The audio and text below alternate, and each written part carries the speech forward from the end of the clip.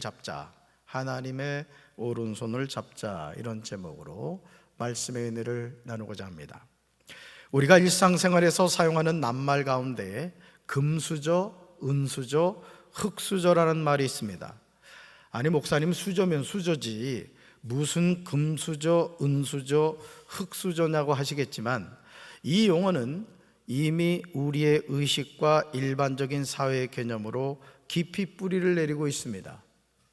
우리는 이것을 수저 계급론이라고 하는데요, 한 나라의 개인이 부모의 자산과 소득 수준에 따라 다른 사회 경제 계층으로 분류될 수 있다는 생각을 말합니다. 그리고 그 결과 한 개인의 인생에서 성공은 전적으로 부유한 가정에서 태어나는 것에 달려있음을 의미합니다.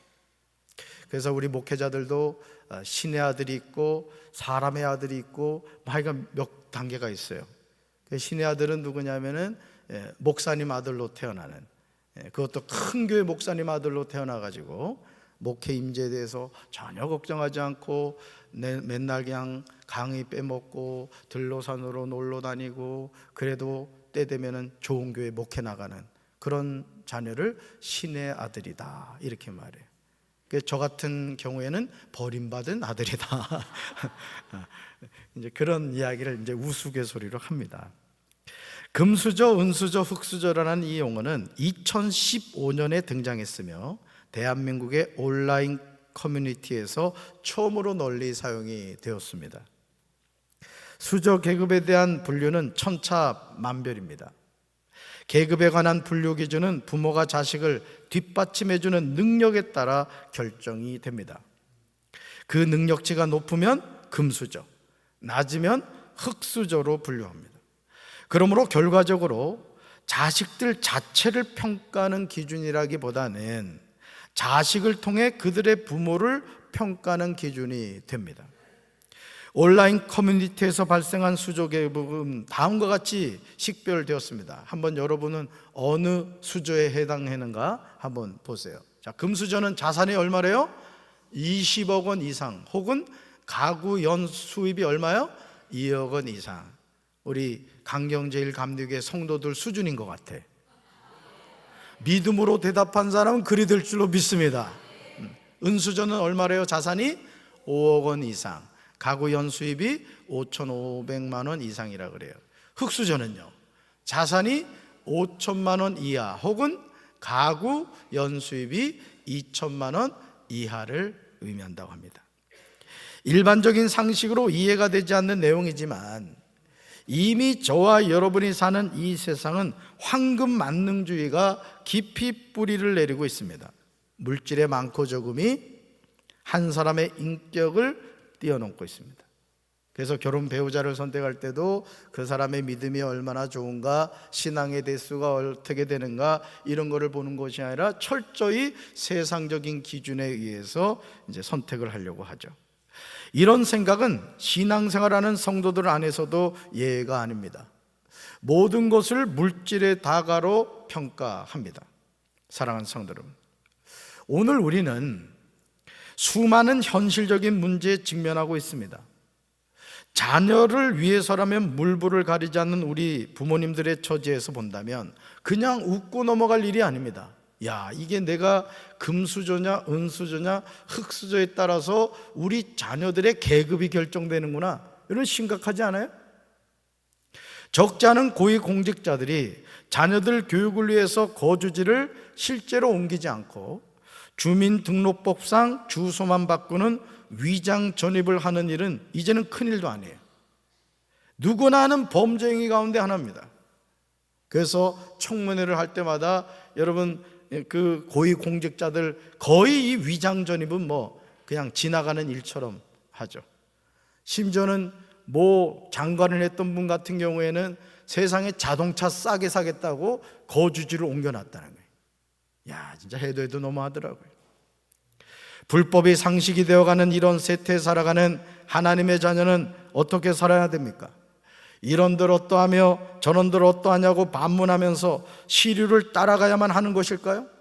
그렇다면 우리는 거듭난 참된 그리스도인이 아닙니다. 살아있는 고기는 흐르는 물을 거슬러 올라가듯이 영적으로 살아있는 하나님의 자녀는 시류를 따라가는 삶이 아니라 진리의 말씀인 성경을 삶의 표준으로 삼고 살아가는 줄로 믿습니다. 하나님의 말씀을 붙잡고 살아가는 거예요. 비록 그것이 당장은 손해가 되는 것이고 내 삶에 불편함을 준다고 하더라도 말입니다. 왜냐하면 길과 진리와 생명의 말씀이기 때문에 그렇습니다. 사도행전 3장 1절과 2절에는 두 부류의 사람이 나오는 것을 보게 됩니다. 먼저 1절을 보시면 오후 3시에 기도 시간이 되어서 베드로와 요한이 성전으로 올라갑니다.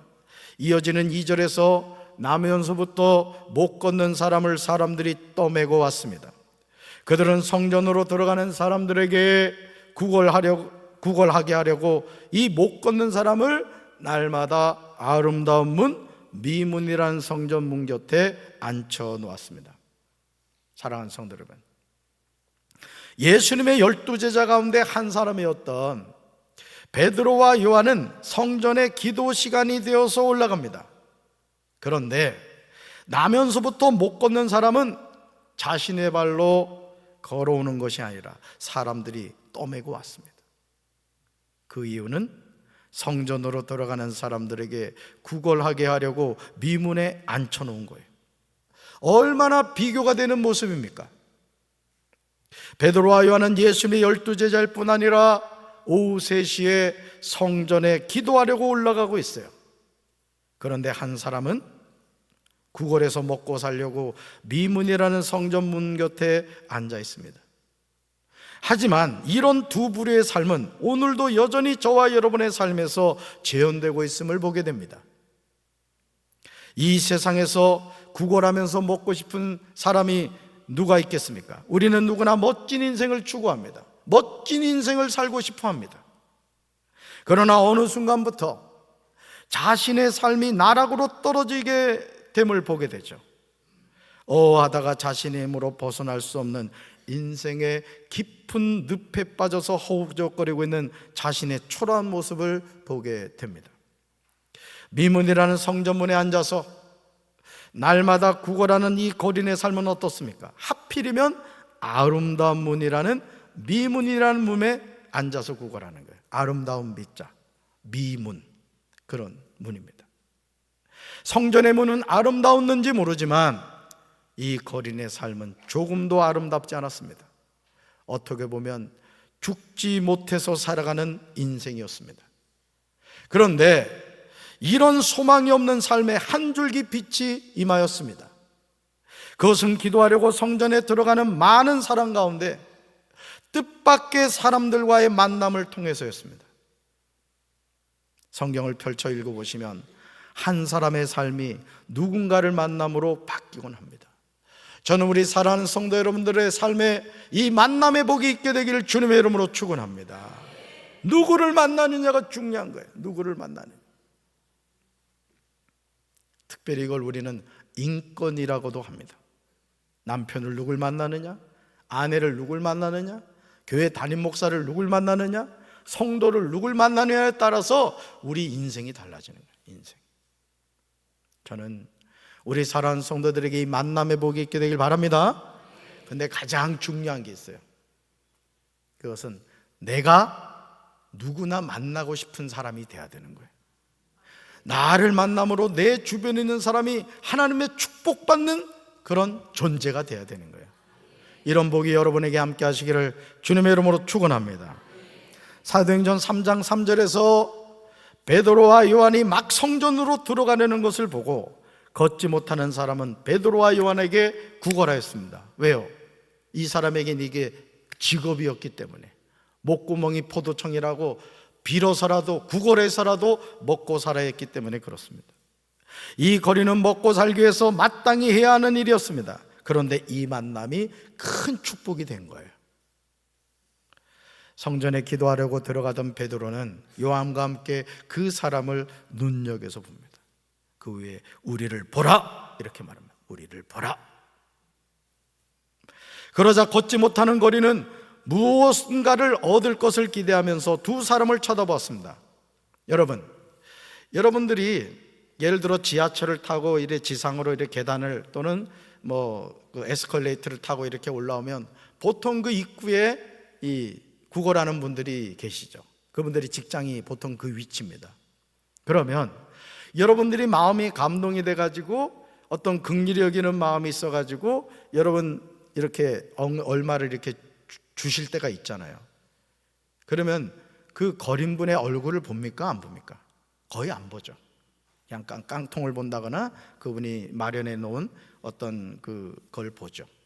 그런데 생각해 봐요. 그렇게 구걸을 하고 있는데 갑자기 우리를 보라 하면 어떤 마음이 들 것 같아요?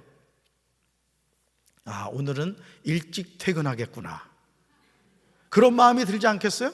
그렇죠. 야, 뭔가 큰 것 줄 모양이다. 아마 그런 기대를 했을 것입니다.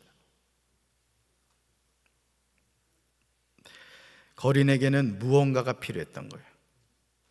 그러나 베드로가 주고자 한 것은 무엇을 주고자 한 것이 아니에요. 썸씽이 아니었다는 거예요. 무엇을 주고자 한 것이 아니었습니다. 그가 가지고 있는 가장 소중한 것을 주고자 했습니다. 사도행전 3장 6절에서 우리는 베드로가 사람들에게 구걸하기 위하여 날마다 미문이라는 성전문에 있는 한 거린에게 진정으로 주고자 한 것이 무엇인지를 구체적으로 알게 됩니다. 말씀 같이 읽습니다. 베드로가 이르되 은과 금은 내게 없거니와 내게 있는 이것을 내게 주노니 나사렛 예수 그리스도의 이름으로 일어나 걸으라 하고. 아멘. 사랑하는 성도 여러분, 베드로가 거린에게 고백하는 말이 무엇입니까? 거린이 매일 사람들에게 구하고자 한 그 무엇 썸씽이 아니었다는 거예요. 즉 은과 금이 아니었다는 뜻이죠. 사실 이 거린에게 현실적으로 필요한 것은 뭐죠? 은과 금이었습니다.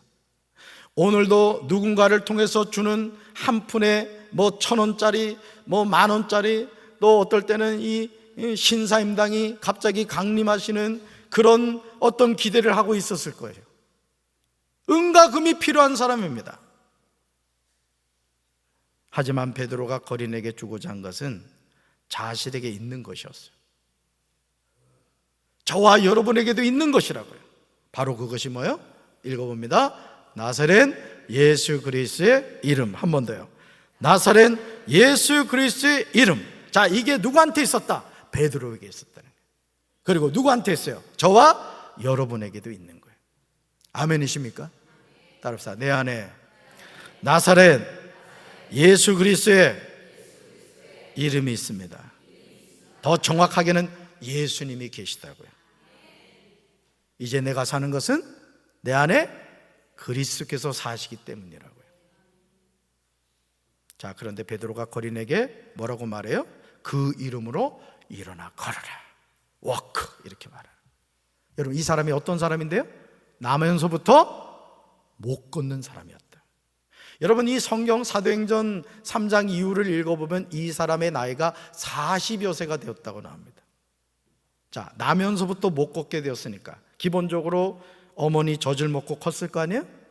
이 당시에 무슨 이유식이 있진 않았을 거란 말이에요. 어머니 젖 먹고 어느 정도 자신의 역할을 할 수 있을 나이가 돼서부터 구걸을 했단 말이죠. 그럼 한 8살부터 했다고 칩시다. 그러면 몇 년을 구걸하고 있는 거예요 지금? 2년입니다. 자, 그런데 지금 베드로가 뭐라고 말해요? 나사렛 예수 그리스도 이름으로 일어나 걸어라. 당당히 선포합니다.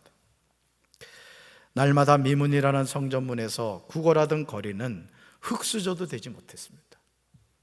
그래도 저 같은 경우도요, 저희 아버지가 돌아가실 때 제가 저희 아버지한테 이제 이미 싸늘한 시신이 되어 있었는 상태, 66세에 돌아가셨는데 천을 이렇게 덮어놨더라고요. 형님이 이렇게. 여러분, 죽으면 어떻게 되는가 제가 알려드릴게요. 이렇게 해놔요. 이렇게. 별걸 다 알려줘. 참 훌륭한 목사님이야. 그래서 집에 이제 도착을 했더니 형님이 이 아버지 얼굴에서 이 천을 이렇게 걷어서 아버지 얼굴을 보는데 그냥 눈물이 나요. 눈물이. 그래서 저는 여러분들이 이렇게 부모님이 돌아가시거나 가족이 돌아가셨을 때 우는 건 나쁘지 않습니다. 마음껏 우세요. 근데 제가 꼭 부탁을 드리는 것은 절망하지 마세요. 절망하지 마요. 막 낙심하고 절망하지 말라고요. 우린 천국에서 다시 만날 확신이 있단 말이에요. 아멘이십니까? 네, 눈물을 절제할 필요는 없어요. 근데 막 그냥 막 이렇게 막 탄식하고 이러지 말라고. 자신의 힘으로는 미문에 갈 수도 없었어요. 오늘 우리 황숙자 권사님이, 우리 박수영 권사님이 이렇게 어머니를 모시고 와서 지금 휠체어에 제 뒤에 앉아 계세요. 얼마나 효성스럽습니까?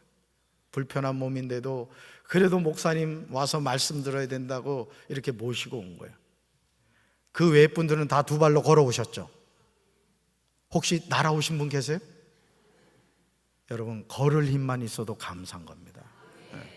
그래서 이따 나가다가 감사한금 봉투에 걷게 해주셔서 감사합니다 헌금하고 가요. 여러분, 나면서부터 걷지 못했던 이 사람들이 메고 와야만 했습니다. 그리고 그 결과는 뭐예요? 미문에서 구걸하는 삶이었어요. 거지 생활을 했던 거예요, 쉽게 말하면. 그런데 사도행전 3장 7절에서 자신을 아름다운 문으로 인도하던 사람들의 손과 전혀 다른 손을 보게 되는 거예요. 말씀 같이 읽습니다. 이 말을 하면서 베드로는 그 사람의 오른손을 잡아 일으켜 세웠습니다. 그러자 그 사람의 다리와 발목에 힘이 생겼습니다. 아멘. 사랑하는 성도들, 나면서 못 걷게 된 이를 미문으로 메고 왔던 사람들의 손과 베드로의 손이 다른 점이 무엇이죠? 그것은 능력의 차이였습니다. 능력의 차이. 거린을 메고 왔던 사람들의 손은 거린의 삶을 변화시키지 못했습니다. 그가 가지고 있던 육신의 장애를 해결해 주지 못했습니다. 그러나 베드로는 달랐습니다. 베드로는 자신에게 있는 나사렛 예수 그리스도의 이름을 거린에게 주었습니다. 그러면서 나사렛 예수 그리스도의 이름으로 일어나 걸으라고 하면서 거린의 오른손을 잡아 일으킵니다. 그러자 거린의 다리와 발목에 힘이 생겼습니다. 우리는 이런 말씀을 대할 때마다 그냥 넘어가곤 합니다. 아, 그런 일이 있었구나. 아, 성경에 그런 일이 있었대. 이 정도로 받아들입니다. 하지만 하나님은 시퍼렇게 살아계십니다. 아멘이십니까? 같이 읽어볼까요? 우리가 죽은 하나님이 아니라 살아있는 하나님을 믿는다면 기적은 지금도 일어납니다. 한 번 더요. 우리가 죽은 하나님이 아니라 살아계신 하나님을 믿는다면 기적은 지금도 일어납니다. 할렐루야. 마가복음 11장 20절 이하에서 무화과 나무가 마르는 내용이 나옵니다. 사실 이 내용은요, 마가복음 11장 12절부터 14절에서 예수님이 무화과 나무에게 이제부터 영원토록 사람이 내게서 열매를 따먹지 못하리라는 말씀이 이루어진 거예요. 그냥 무화과 나무에 잎이 마른 것이 아니라 예수님이 말씀하셨기 때문에 그래요. 따라서 오늘 내 삶은 말한 대로 됩니다. 아멘이십니까? 그래서 여러분이 사용하는 말이 중요한 거예요. 말이 믿음의 말을 하고 긍정의 말을 하고 축복의 말을 하고 은혜의 말을 하면 그대로 되는 거예요. 그대로. 그래서 여러분, 우리나라가요 얼마나 찌질해지게 가난했냐고. 정말 똥구멍이 찢어질 정도로 가난했다. 그렇게 가난하던 나라가 우리가 OECD 국가가 되었습니다. 왜 그렇게 된 줄 알아요? 저는 그 강원도형을 하도 시골에서 태어나가지고 제가 어릴 때 들었던 그 노래가 뭔지 아세요? 잘 살아보세, 잘 살아보세, 우리도 한번 잘 살아보세. 근데 이게 시골이다 보니까 이게 메아리가 그냥 막 울려 퍼지는 거예요. 야, 온 동네가 잘 살아보세요, 잘 살아보세요. 어떻게 잘 살게 됐어요? 못 살게 됐어요? 사람이 말이 중요한 거예요. 여러분 삶은 하나님이 축복하실 줄로 믿습니다. 항상 믿음의 말이에요. 그래서 부모가 자녀에게도요 축복의 말을 자꾸 해줘요. 넌 잘 돼. 넌 잘 되게 생겼어. 에? 이 엄마가 비록 흙수저지만 야, 흙수저도 있잖아. 여러분, 이조백자 저 고려 청자 같은 경우는 흙이지만 그게 얼마야. 흙수저도 굳기 나름이라고. 성령의 불로 구워져가지고 그냥. 아멘이십니까? 말을 잘합시다. 예수님이 이제부터 영원토록 사람이 내게서 열매를 따먹지 못하리라는 말씀이 이루어진 거예요. 말씀이 이루어진 거예요. 다음날 아침에 지나가다가 제자들이 무화과 나무가 뿌리부터 말라버린 것을 보았습니다. 베드로는 예수님이 무화과 나무에게 하신 말씀이 생각나서 말했어요. 뭐라고요? 선생님 보세요, 저주하셨던 무화과 나무가 어떻게 됐다? 말라 죽어 있습니다. 저주는 뭘로 해요? 말로 하잖아요. 그러니까 여러분, 저주하는 인생이 될 거예요? 축복하는 인생이 될 거예요? 저주하면 어떻게 된다? 말라버리는 거예요. 축복하면 하나님 복을 받는 거죠. 그러자 예수님이 제자들에게 말씀하십니다. 같이 읽습니다. 하나님을 믿어라. Have faith in God. 하나님을 믿어라. 그러니까 오늘도요 마찬가지예요. 하나님을 믿으면요, 하나님은 능치 못함이 없으신 분인 거예요. 우리는 나면서 못 걷게 된 사람이란 내용에 집중하죠. 그러나 우리가 집중해야 할 사실은 하나님을 믿으라는 말씀이에요. 우리가 이 세상을 살아가면서 하나님의 자녀랄지라도 하나님을 믿지 않으면 하나님의 기적은 일어나지 않는 거예요. 목회라는 목사도 마찬가지더라고요. 목사가 항상 하나님을 믿고 믿음의 말을 선포해야지. 인본주의적인 목사가 돼가지고 코로나19인데 어떻게 예배를 드리냐고, 이런 썩어빠진 말을 하는 교회는 다 망한다고. 망하네. 여러분, 하나님이 함께 하시면 되는 거예요. 아멘이십니까? 오늘도 우리가 하나님을 믿으면 기적은 우리 삶에 일어나는 줄로 믿습니다. 기적은 상식이 되는 거예요. 베드로가 능력이 있어서가 아니라 예수님의 이름에 능력이 있는 줄로 믿습니다. 마가복음 11장 23절과 24절에서 예수님은 제자들에게 분명하게 말씀하세요. 말씀 같이 읽습니다. 내가 진실로 너에게 이르노니 누구든지 이 산더러 들려 바다에 던져지라 하며 그 말하는 것이 이루어질 줄 믿고 마음에 의심하지 아니하면 그대로 되리라. 그러므로 내가 너에게 말하노니 무엇이든지 기도하고 구하는 것은 받은 줄로 믿어라. 그래야면 너에게 그대로 되리라. 아멘. 제가 언젠가 말씀드렸잖아요. 우리 이내가 하도 와치를 사달라 해가지고 와치를 사줬죠. 근데 잃어버린 거예요. 얼마나 속상한지. 와치 6. 세상, 얼마나 화가 나는지. 그래가지고 이내한테 제가 그랬어요. 제가 그래도 목사 아니에요? 그래서 그랬죠. 이내야, 화를 참고 기도하면 하나님이 찾게 해주실 거야. 그러니 기도해라 했더니 우리 딸은요, 답신을 절대 길게 안 해요. 네 하면 끝나. 어떨 땐 좀 서운하더라고. 네 아빠 죄송해요, 기도 세게 해서 찾도록 할게, 이러면 좋잖아. 그냥 네야. 이게 예스인지 노인지가 헷갈려. 근데 여러분, 학생회에서, 모건대학교 학생회에서 와치 가져가라고 연락이 왔대. 기도가 응답이 됐어 안 됐어? 그래가지고 18만 원인가 벌었잖아. 그러니까 말이 중요한 게 말이. 그리고요, 방금 우리가 읽었던 이 마가복음 11장 23절과 24절을 교회 학교에서 이제 선생님이, 전사님이 전한 거야. 그랬더니 말이죠, 제가 언젠가 말씀을 드린 건데, 이 애가 우리로 말하면 어린이교회야. 기도를 하더래요. 기도를 뭐라고 기도? 하나님, 저기 보이는 저 산이 바다로 던져지게 하여 주옵소서. 믿음이 있어 없어? 그러니까 애들 믿음이 어른보다 나은 거야. 그래서 그 얘기를 했더니 선생님이 아주 우습게 여기면, 야, 기도를 해도 좀 적당히 해라. 그러려는 거야. 전도사님이 말씀을 전했는데. 근데 이 기도가 어떻게 응답이 됐는지, 공항을 만든다고 진짜 그 산을 깎아가지고 바다에 던져드래. 아멘이십니까? 이게 우스갯소리인 것 같지만 뼈가 있는 말이에요. 오늘날 우리가 신앙생활 하면서요, 너무 똑똑하게 신앙생활 하려고 그래. 신앙생활은 철저히 믿음으로 해야 될 줄로 믿습니다. 평범한 사람인 베드로가 요한과 더불어 나면서 못 보게 된 사람에게 주목하여 이런 말이 뭐예요? 우리를 보라는 거예요. 우리를 보라. 그런 다음 그에게 말씀대로 이루시는 나사렛 예수 그리스도를 소개합니다. 그리고 그의 오른손을 잡아 일으켰습니다. 척추장애인의 발과 발목이 곧 힘을 얻었어요. 저는요, 오늘도 이 살아계신 하나님이 우리 사랑하는 성도들의 질병을 고쳐주실 줄로 믿습니다. 고쳐주실 줄로 믿습니다. 이 시간 예수님이 저와 여러분에게 하시는 말씀을 들으시길 바라요. 말씀은 이루어집니다.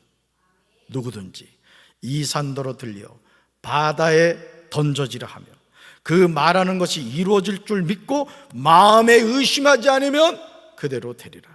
무엇이든지 기도하고 구하는 것은 받은 줄로 믿어라. 그리하면 너에게 그대로 되리라. 아멘이십니까? 하나님이 행하신 일을 모든 사람이 자신의 눈으로 봤습니다. 그렇다면 무엇을 보았습니까? 나면서 못 걷게 된 사람이 걷는 것과 하나님을 찬송함을 봤어요. 아까 뭐라고 했어? 나면서부터 못 걷게 된 사람을 베드로가 손을 잡으면서 워크 했단 말이에요. 근데 여기에서는 워킹이라고 나옵니다. 워킹이라고. 뭐 했다는 얘기야? 실제 걸었다는 얘기. 하나님이 행하신 일입니다. 하나님이 행하신 일은 오늘도 일어나는 거예요. 기억하십시오. 이 기적은 현재 진행형이에요. 저는 저와 여러분이 이 기적의 주인공이 되시기 바라요. 기적의 주인공이 되시길 바랍니다. 예루살렘 사람들은 베드로와 요한과 함께 성전으로 들어가면서 걷기도 하고 뛰기도 하며 하나님을 찬송하는 사람이 전부터 성전의 아름다운 문에 앉아 구걸하던 바로 그 사람이라는 것을 알았습니다. 그리고 그들의 눈앞에 벌어진 이 일로 인해 매우 놀라며 이상하게 생각했어요. 누가 행하신 일이죠? 하나님이 행하신 일. 그 하나님 누구 하나님? 나의 하나님. 누구에게 응답하신다고요? 구하는 자에게, 의심하지 않는 자에게, 믿고 구하는 자에게 그대로 이루신다는 거예요. 그래서 우리 사업하시는 분들 잘 들으셔. 사업하는 분들이 절대 가져야 될 것이 믿음의 말이에요. 믿음의 말. 목표를 정하고 기도하셔. 사도행전 3장 11절부터 26절은 베드로가 솔로몬의 행각에서 설교한 내용입니다. 베드로의 설교는 의도적인 것이 결코 아니었어요. 설교하겠다는 뜻으로 한 것이 아니었어요. 자연스럽게 진행이 되었습니다. 왜냐하면 뛰어서서 걷게 된 사람이 베드로와 요한을 꼭 붙들고는 놓아주질 않았습니다. 나면서 못 걷게 된 사람이 걷게 된 일로 사람들이 모두 놀라 베드로와 요한을 보러 솔로몬 행각이라 부르는 곳으로 몰려들었습니다. 베드로가 이것을 보고 백성에게 말하였습니다. 그러면서 자신과 요한을 향하고 있던 사람들의 시선을 복음이신 나사렛 예수님께로 안내하는 것을 보게 됩니다. 이것이 전도자의 바른 자세입니다. 내가 아니라 나사렛 예수 그리스도여야 합니다. 누가 아니라요? 내가 아니라. 그래서 찬양단이나 찬양대가 절대 조심해야 되는 것이 뭐냐? 찬양은 누구한테 드리는 거예요? 하나님께 드리는 거예요. 성도들의 반응은 전혀 중요하지 않아요. 오늘 내가 영혼으로 하나님께 올려드린 이 찬양을 하나님이 받으시면 실수해도 문제되지 않아요. 잘해도 문제되지 않아요. 오직 누가 받으시니까? 하나님이 받으시니까. 아멘이십니까? 사도행전 3장 12절이요. 같이 읽습니다. 이스라엘 사람들아, 이 일을 왜 놀랍게 여기느냐? 우리 개인의 권능과 경건으로 이 사람을 걷게 한 것처럼 왜 우리를 주목하느냐? 아멘. 사랑하는 성도 여러분, 베드로가 솔로몬의 행각에서 전하는 설교의 핵심을 잘 파악하시기 바라요. 베드로는 이스라엘 사람들에게 어찌하여 이를 이상하게 여깁니까? 또 어찌하여 여러분은 우리가 우리의 능력이나 경건으로 이 사람을 걷게 하긴 한 것처럼 우리를 바라봅니까? 반문하고 있어요. 나면서 못 걷게 된 사람이 발과 발목이 곧 힘을 얻고 뛰어서서 걸으며 베드로와 요한과 함께 성전에 들어가면서 걷기도 하고 뛰기도 하며 하나님을 찬송하는 일이 놀랍게 여길 일이 아닙니까? 정말 놀랍게 여길 일이죠. 그죠? 38년 가까이를 못 걸었단 말이에요. 아니, 어릴 때부터 못 걸었죠. 그리고 이런 일을 행한 베드로를 주목하는 것이 인지상정입니다. 그러나 베드로는 뭐라고요? 아니다. 그래서요, 담임 목사인 제가 담임 목사로서 이 강단에서 해야 할 일은 여러분이 저를 주목하는 게 아니에요. 그러면 빵점 목사인 거예요. 저는 어떤 역할을 해야 되느냐? 저를 보세요, 성도 여러분. 여러분, 우리는 저 십자가에 달리신 예수님을 바라봐야 됩니다. 이게 옳은 목사의 역할인 거예요. 목사가 유명해지면 안 되는 거예요. 여러분도 마찬가지예요. 저도 목사님들 가운데 설교를 듣는 목사님들이 있어요. 그러나 그 목사님을 주목하면 안 돼요. 그 목사님이 전하는 말씀을 주목해야 되는 거예요. 할렐루야. 그러면서 사도행전 3장 16절에서 어떻게 이런 기적이 일어났는지를 제시합니다. 여러분의 삶에 기적이 일어나길 원하면 이 말씀을 잘 명심하셔야 돼요. 같이 읽습니다. 그런데 바로 이 예수의 이름이 여러분이 지금 보고 있고 잘 알고 있는 이 사람을 낫게 하였으니 이것은 그의 이름을 믿는 믿음을 힘입어서 된 것입니다. 예수로 말미암아 그 믿음이 이 사람을 여러분 앞에서 이렇게 완전히 성하게 한 것입니다. 아멘. 이제 우리는 구걸하던 사람을 낫게 한 예수님의 이름을 주목해야 됩니다. 척추장애를 낫게 한 것은 예수님의 이름을 믿는 믿음을 힘입어서 된 거예요. 오늘도 우리가 예수 이름을 믿는 믿음을 힘입을 때 하나님은 어떤 병에 걸렸다 할지라도, 어떤 인생의 역경과 고난 가운데 있다 할지라도 능히 우리를 고치시고 우리를 일어나게 하시고 우리 가정을 회복시키시고 우리 교회를 부흥케 해주실 줄로 믿습니다. 예수로 말미암은 그 믿음이 나면서 못 걷게 된 사람을 완전히 성하게 했어요. 그래서 나는 우리 성도들에게 꼭 이런 말씀을 전해주고 싶어. 고질적인 병이 있어요. 오래된 병. 목사님 군대 가서 고참들이 내 신발 다 훔쳐가고 걸어놓은 양말 신었다가 악성 무좀이 걸려 지금도 무좀 때문에 고생해요. 우리 남자들은 군대 가서 무좀이 많이 생깁니다. 이 질 나쁜 고참들이요, 좋은 양말 걸어놓잖아, 밤사이에 다 가져가 버려요. 여러분, 하나님은요 나면서부터 못 걷게 된 사람도 고치신다고. 그러니까 여러분, 오늘 우리가 하나님을 향해서 그렇게 아니하신다 할지라도 하나님의 말씀을 믿고 우리가 구하면 하나님이 역사하실 줄로 믿습니다. 따라서 기도는 제한이 없습니다. 내 믿음대로 될지어다. 아멘이십니까? 오늘도 수많은 사람이 거룩하고 의로운 예수님을 거부하고 도리어 생명의 주를 죽이고 있습니다. 그러나 하나님이 죽은 자 가운데서 아들을 살리셨습니다.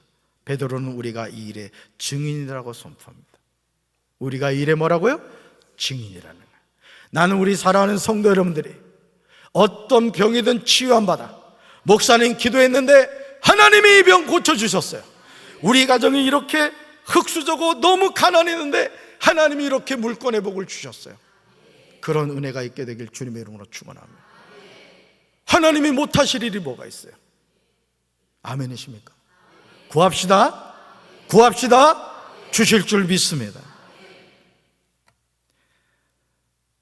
우리가 믿음으로 순종하면 새롭게 되는 날이 주 앞으로부터 우리에게 임할 것입니다. 이제 우리는 회개하고 돌이켜 우리 죄 없이 함을 받아야 돼요. 여러분, 불신앙도 죄입니다. 하나님을 의심하는 것도 죄예요. 우리가 하나님의 말씀을 믿고 그 말씀대로 이루어짐을 우리가 고백할 때 하나님은 우리의 연약한 믿음이라 할지라도 그 믿음을 통해 역사하실 줄로 믿습니다. 예수로 말미암아 난 믿음이 누구에게 주어집니까? 회개하고 돌아와서 죄 씻음을 받은 사람이에요. 하나님의 오른손을 굳게 붙잡으시기 바라요. 누구의 손을 잡느냐가 중요한 거예요. 마귀의 손을 잡으면 지옥 가는 인생이 되는 거고, 시퍼렇게 살아계신 하나님의 손을 잡으면 우리 인생이 새로워지고 천국 백성이 되는 거예요. 오른손 한번 들어봐요. 하나님의 손 꼭 붙잡아 기도하겠습니다. 사랑의 주님, 우리가 이 시간 믿음으로 하나님의 손을 잡았습니다. 연약한 저희들을 굳세게 하여 주시고 어떤 육신의 병에 걸렸다 할지라도 능히 치료하시는 하나님의 권능으로 고쳐 주시옵소서. 가난한 자 부유하게 도와주시고 낮은 자 높여주시고 막힌 인생이 뚫리게 도와주시옵소서. 예수님 이름으로 기도합니다. 아멘.